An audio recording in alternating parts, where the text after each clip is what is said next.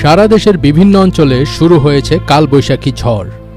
হবিগঞ্জ, সিলেট, নেত্রকোনা, নিকলী, কুমিল্লা, ময়মনসিংহে গতকাল রবিবার বিকেল থেকে ঝড় বয়ে যায়।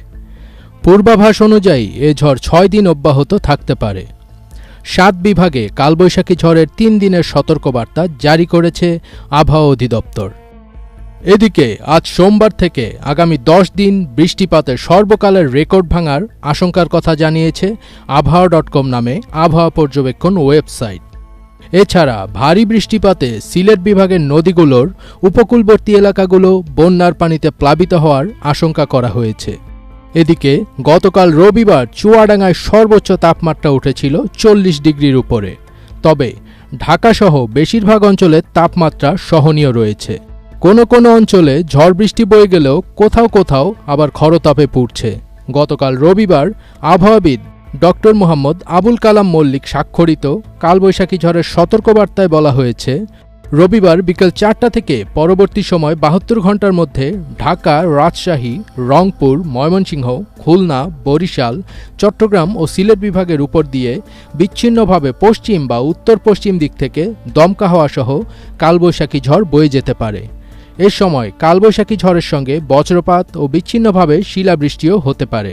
জলবায়ু ও আবহাওয়া গবেষক মোস্তফা কামাল পলাশ জানিয়েছেন, বিশ্বের প্রধান প্রধান আবহাওয়া পূর্বাভাস মডেলগুলো 6 মে থেকে 14 মে পর্যন্ত সম্ভাব্য মোট বৃষ্টিপাতের যে পরিমাণ নির্দেশ করছে, সেই পরিমাণ বৃষ্টিপাত হলে তা বাংলাদেশে মে মাসে সংঘটিত মোট বৃষ্টিপাতের সর্বকালের রেকর্ড ভঙ্গ করতে পারে। বিশেষ করে বরিশাল, খুলনা ও ঢাকা বিভাগের উপর মোট বৃষ্টিপাতের পরিমাণের দিক থেকে।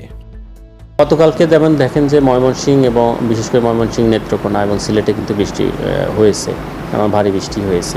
তো আগামীতে যে কালকে থেকে আমি বলেছি 6 তারিখ থেকে বিভিন্ন জায়গায়, আজকেও বিভিন্ন জায়গায় বিশেষ করে সিলেট, ময়মনসিংহ এবং ঢাকারও কিছু কিছু 2-1 জায়গায় বৃষ্টির সম্ভাবনা রয়েছে এবং কালকে থেকে হয়তো বা সারা দেশেই বৃষ্টির সম্ভাবনা রয়েছে। আবহাওয়া অধিদপ্তর পূর্বাভাসের সংক্ষিপ্তাসারে বলেছে, লঘুচাপের বর্ধিতাংশ পশ্চিমবঙ্গ থেকে বাংলাদেশের দক্ষিণ পশ্চিমাঞ্চল হয়ে উত্তর পশ্চিম বঙ্গোপসাগর পর্যন্ত বিস্তৃত হয়েছে।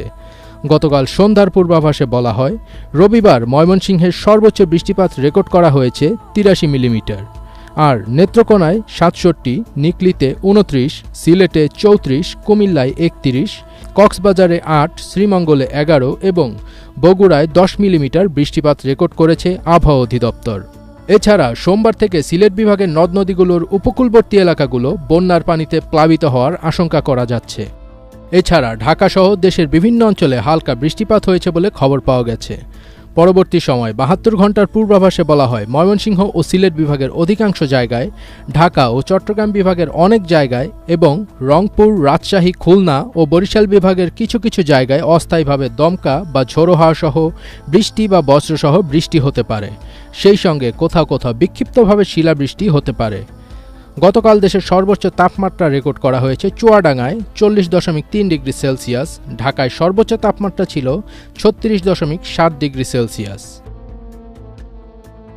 ফাজবির তাজ, ATN বাংলা।